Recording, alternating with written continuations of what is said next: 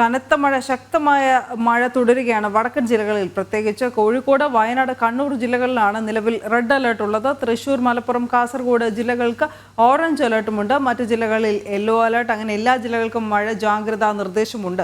അടുത്ത 5 ദിവസം കൂടി വ്യാപക മഴയ്ക്ക് സാധ്യത. പുതിയ ന്യൂനമർദ്ദം കൂടി രൂപപ്പെടാനിരിക്കെയാണ് ബംഗാൾ ഉൾക്കടലിൽ. അതുകൊണ്ട് തന്നെ ജാഗ്രത പറഞ്ഞിട്ടുണ്ട്.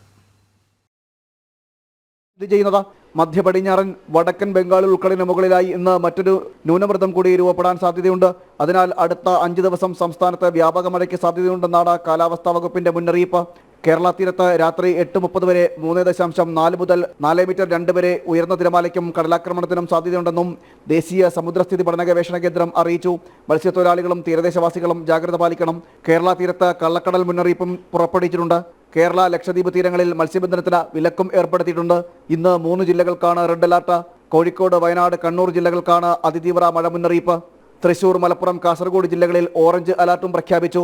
പത്തനംതിട്ട, ആലപ്പുഴ, തിരുവനന്തപുരം, കൊല്ലം, കോട്ടയം, എറണാകുളം, ഇടുക്കി, പാലക്കാട് എന്നീ ജില്ലകൾക്കാണ് യെല്ലോ അലർട്ട്.